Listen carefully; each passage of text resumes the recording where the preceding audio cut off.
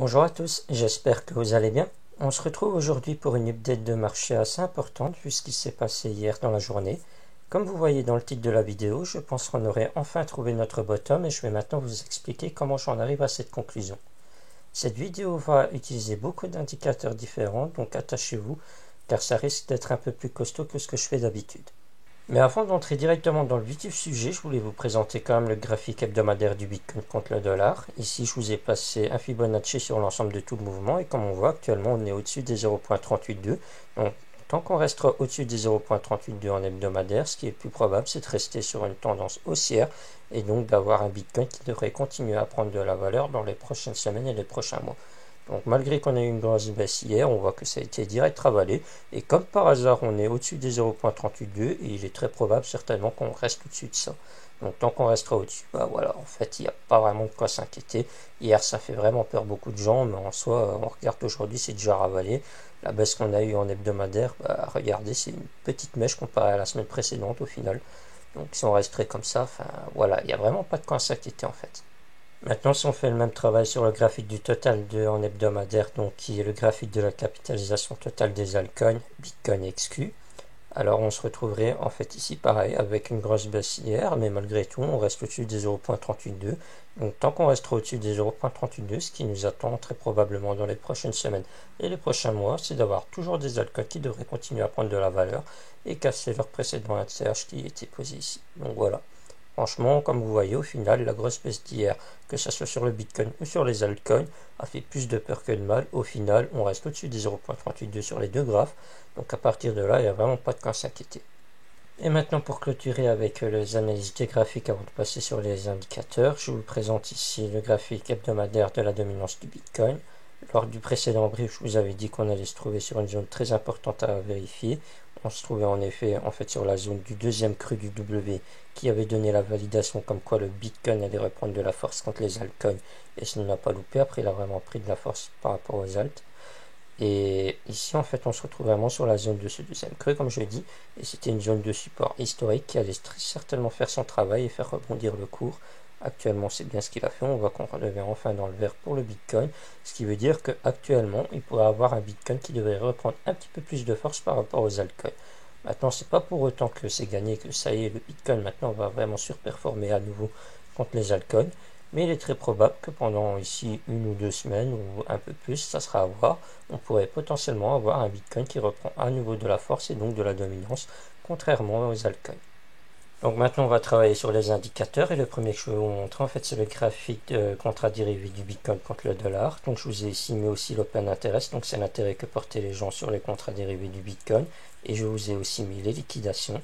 La première chose qui crève directement aux yeux, c'est qu'on voit qu'ici le Bitcoin stagnait quand même pas mal, il restait en fait en range, et malgré qu'il restait en range, il y avait beaucoup de gens qui commençaient vraiment à faire beaucoup de leviers sur le Bitcoin, et ça s'explique assez facilement. En fait, les gens ont commencé un peu à se faire chier, à avoir un Bitcoin qui bougeait plus beaucoup, donc ils avaient beaucoup moins de rentabilité qu'avant. Donc pour augmenter leur rentabilité, qu'est-ce qu'ils faisaient? Ils faisaient plus de leviers, et malheureusement pour eux, qu'est-ce qui s'est passé après? C'est qu'on s'est mangé une grosse claque hier, et du coup ils ont tous été liquidés. D'ailleurs on voit ici on a eu un gros pic de liquidation historique sur toute l'année 2020. On n'a jamais autant liquidé de personnes que hier, et à côté de ça on peut aussi remarquer qu'en même temps il y a eu l'open interest qui a chuté de façon drastique. On se retrouve dans les zones les plus basses historiques sur toute l'année 2021. Donc ça explique deux choses. Ça explique que les gens ont tous été liquidés, donc le train maintenant est largement allégé pour commencer à remonter à nouveau. Et à côté de ça, on voit aussi que l'intérêt a vraiment diminué. Il n'y a plus vraiment de gens qui ont envie de faire des levées sur le Bitcoin. Tout le monde a pris peur. Donc si tout le monde commence à prendre peur, c'est dans ces zones-là qu'on trouve souvent les bottoms et qu'après maintenant on peut remonter à nouveau de façon assez tranquille sans avoir des contrats dérivés qui pourraient tout faire capoter en faisant des liquidations en masse qui font des grosses chutes comme on a eu hier. Pour appuyer encore plus ce que je disais précédemment sur le sentiment de peur que tout le marché a actuellement, on peut remarquer que sur le Crypto Fear and Greed Index, ça se confirme, on est vraiment à 11. Et si on descend vraiment ici, qu'on appuie sur le max, en fait on se trouve vraiment dans les zones les plus basses historiques depuis que l'indicateur existe. Et je vous tape dans le mille, quand on se trouve vraiment dans les zones les plus basses, c'est dans ces moments-là qu'on trouve en fait les zones de bottom historiques. On peut remarquer pendant le crack Covid de mars 2020, on était dans les mêmes zones qu'actuellement. Et après, qu'est-ce que ça a fait? le Bitcoin a de nouveau remonté très fortement et c'est ce qui est très probablement en train d'arriver à nouveau ici. Le Bitcoin est au-dessus de ses 0.382, donc on reste toujours malgré tout sur une tendance haussière. Et le fait que maintenant on l'a liquidé tout le monde et que tout le monde a pris peur, très certainement qu'on va en fait se retrouver sur un nouveau bottom trouvé actuellement. Et maintenant on va pouvoir continuer à reprendre notre rallye aussi. C'est peut-être justement ces leviers qui faisaient plomber un peu le tout. Comme on voit, justement c'est au moment même où on avait vraiment beaucoup de leviers que le Bitcoin a commencé à stagner. Donc potentiellement que c'était ça qui faisait que le cours n'arrivait plus à faire des plus hauts.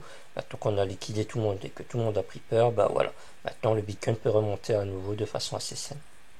Maintenant je vous présente cet indicateur sur Glassnode que j'apprécie très particulièrement car il nous montre en fait les moments où on accumule le plus de Bitcoin ou quand on en distribue. Quand on regarde lors du précédent bullrun, en fait ici il y avait beaucoup de gens qui accumulaient du Bitcoin, ce qui a fait vraiment monter les prix puisqu'il y avait de moins en moins de Bitcoin en circulation.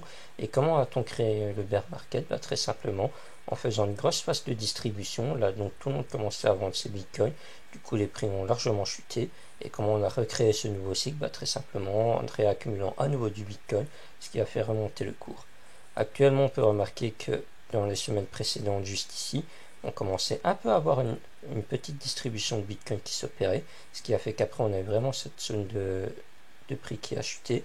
Mais actuellement, on peut remarquer qu'on a vraiment des gens qui recommencent à nouveau à réaccumuler du Bitcoin juste ici. On voit d'ailleurs même un petit W d'accumulation qui a été confirmé. Donc on montre vraiment bien qu'on n'est pas vraiment dans une grosse phase de distribution de fin de marché.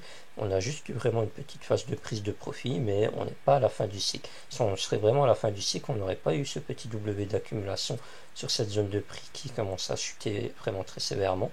Mais au contraire, ça aurait dû s'accélérer à la baisse. Et ce n'est pas le cas. Donc juste avec ce petit indicateur, on montre aussi vraiment bien qu'il y a toujours une force acheteuse qui est là pour carter les prix encore beaucoup plus haut. Il y a des gens qui sont vraiment intéressés encore actuellement à acheter du Bitcoin à cette zone de prix. Donc s'il y a des gens qui sont encore intéressés à cette zone de prix, le prix devrait certainement pas continuer à descendre. Je vous présente aussi cet indicateur tant qu'on est sur Glassnode qui trouve assez bien les zones de bottom et de top historique. Comme vous remarquez, quand on est dans les zones rouges ici, c'est dans les zones où on trouvait à chaque fois notre top de précédent bullrun.